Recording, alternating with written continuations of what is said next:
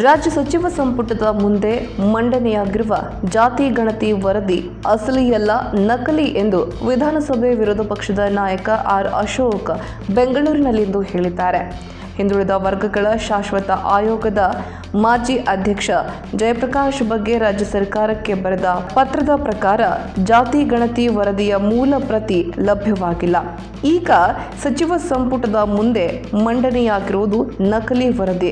ಮುಖ್ಯಮಂತ್ರಿ ಸಿದ್ದರಾಮಯ್ಯ ಅವರು ರಾಜ್ಯದ ಅಭಿವೃದ್ಧಿಯ ಬಗ್ಗೆ ಚಿಂತಿಸದೆ ಜಾತಿ ಗಣತಿ ವರದಿಯನ್ನ ಬಿಡುಗಡೆ ಮಾಡಿದ್ದಾರೆ ಎಂದು ಅವರು ತಿಳಿಸಿದ್ದಾರೆ.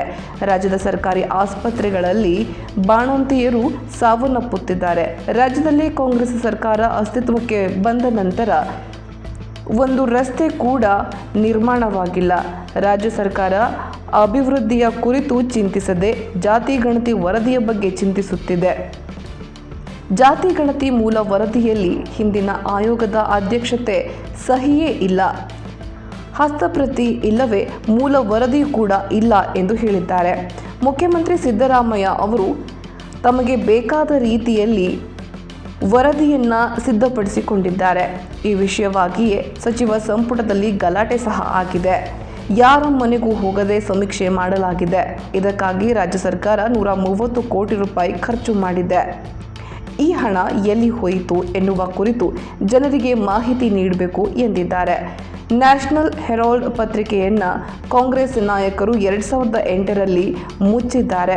ಆ ಸಂಸ್ಥೆಗೆ ವಿವಿಧೆಡೆ 2,500 ಕೋಟಿ ಆಸ್ತಿ ಇದೆ. ಈ ಸಂಸ್ಥೆಯನ್ನೇ ಯಂಗ್ ಇಂಡಿಯಾ ಸಂಸ್ಥೆಯಾಗಿ ಬದಲಿಸಿ ಚಾರಿಟೇಬಲ್ ಟ್ರಸ್ಟ್ ಹೆಸರಲ್ಲಿ ತೋರಿಸಲಾಗಿದೆ. ಈ ಸಂಸ್ಥೆಯಲ್ಲಿ 50 ಲಕ್ಷ ಹೂಡಿಕೆ ಮಾಡಿ 2,500 ಕೋಟಿ ರೂಪಾಯಿ ಆಸ್ತಿಯನ್ನು ಗಾಂಧಿ ಕುಟುಂಬ ಪಡೆದಿದೆ ಎಂದು ಅವರು ತಿಳಿಸಿದ್ದಾರೆ. ಸಿಇಟಿ ಪರೀಕ್ಷಾ ವೇಳೆ ಜನಿವಾರ ತೆಗೆಸಿದ ಪ್ರಕರಣ ಹಲವಾರು ವರ್ಷಗಳಿಂದ ಪಾಲಿಸಿಕೊಂಡು ಬಂದ ನಂಬಿಕೆಯನ್ನು ಸರ್ಕಾರ ಕಿತ್ತು ಹಾಕಿದೆ. ಅಲ್ಪಸಂಖ್ಯಾತರ ಓಲೈಕೆ ಮಾಡುತ್ತಾ ಬಹುಸಂಖ್ಯಾತರ ಹಿತವನ್ನು ರಾಜ್ಯ ಸರ್ಕಾರ ಕಡೆಗಣಿಸ್ತಾ ಇದೆ ಎಂದು ಆರೋಪಿಸಿದರು. ಇಲ್ಲಿ ಆಯೋಗದ ತಾವು ಹೇಳ್ದಂಗೆ ಆಯೋಗದ ಅಧ್ಯಕ್ಷರು ನಾವು ಸಹಿನೇ ಮಾಡಿಸಿಲ್ಲ ಅಂತಾರೆ. ಇಲ್ಲಿ ಮಂತ್ರಿ ಹೇಳ್ತಾರೆ ಎಲ್ಲರದು ಸಹಿ ಐತೆ ಅಂತ. ರಾಜಣ್ಣನು ಹೇಳ್ತಾನೆ ನಾವು ಸಹಿನ್ ಬೇಕಾದ್ರೆ ಯಾರನ್ನ ಇದ್ಲ ಅಂತಾರೆ ಕಳಿಸ್ತೀನಿ ಅಂತ. ಯಾರ ಮನೆಗೂ ಹೋಗಿಲ್ಲ ರೀ. 165 ಕೋಟಿ ರೂಪಾಯಿ ಗುಳುಂ. ನಮ್ಮ ಸರ್ಕಾರ ಬಂದ್ರೆ ಇದನ್ನ ತನಿಖೆಗೆ ನಾವು ಒಪ್ಪಿಸ್ತೀರಿ. 165 ಕೋಟಿ ಲೂಟಿ ಆಗಿರೋದು ದೊಡ್ಡ ಸ್ಕ್ಯಾಂಡಲ್ ಇದು. ಅವರ ಸ್ಟ್ಯಾಟಿಸ್ಟಿಕ್ ಇಟ್ಕೊಂಡು ಕಂಪ್ಯೂಟರ್ ಮುಂದೆ ಕೂತ್ಕೊಂಡು ಸ್ಟ್ಯಾಟಿಸ್ಟಿಕ್ ಇಟ್ಕೊಂಡು ಅದರಲ್ಲಿ ಏನಿದೆ ಬರ್ಕೊಂಡು ಯಾರೋ 4 ಜನನ ಅಪಾಯಿಂಟ್ ಮಾಡ್ಕೊಂಡು ವರದಿ ಕೊಟ್ಟಿದ್ದಾರೆ. 165 ಕೋಟಿ ಎಲ್ಲೋಯ್ತು ಈಗ? ಯಾರು ತಿಂದಾಕಿದ್ರು? ಯಾರು ಲೂಟಿ ಹೊಡೆದ್ರು? ಯಾರ್ಯಾರಿಗೆ ಎಷ್ಟೇ ಬಿಡುಗಡೆ ಮಾಡಲಿ ಹಣ. 165 ಕೋಟಿ ಯಾರ್ಯಾರಿಗೆ ಯಾರ್ಯಾರು ಸರ್ವೆಗೆ ಹೋಗಿದ್ರು ಆ ಸರ್ವೆ ಅವರ ಅಷ್ಟು ಲಿಸ್ಟು. ಇಷ್ಟು 7 ಕೋಟಿ ಜನದ ಸರ್ವೆ ಮಾಡಬೇಕಾದ್ರೆ ಎಷ್ಟು ಜನ ಬೇಕಪ್ಪ ನೀವೇ ಹೇಳಿ. ಈ ಪತ್ರಿಕೆ 3/3/2008ರಲ್ಲಿ ನ್ಯಾಷನಲ್ ಹೆರಾಲ್ಡ್ ಪತ್ರಿಕೆ ಮುಚ್ಚಾಕ್ಬಿಡ್ತಾರದು. ಪತ್ರಿಕೆ ಓಡ್ತಾ ಇಲ್ಲ, ಪತ್ರಿಕೆ ಸರ್ಕ್ಯುಲೇಷನ್ ನಿಂತೋಗಿದೆ ಅಂತೇಳಿ ಮುಚ್ಚಾಕ್ಬಿಡ್ತಾರೆ.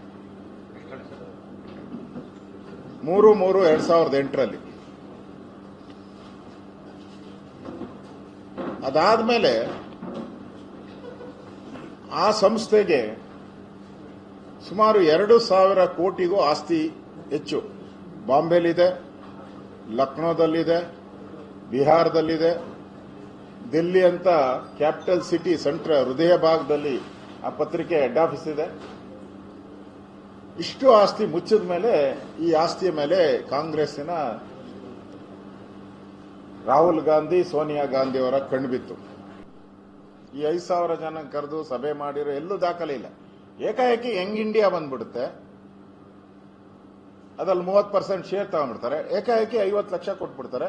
ಈ ಆಸ್ತಿಗಳೆಲ್ಲ ಲಕ್ನೋ ಆಸ್ತಿ, ಡೆಲ್ಲಿ ಆಸ್ತಿ, ಬಿಹಾರದ್ದು, ಬಾಂಬೆದು ಎಲ್ಲ ಒಂದೇ 50 ಲಕ್ಷಕ್ಕೆ 2,000 ಕೋಟಿ ಲೂಟಿ.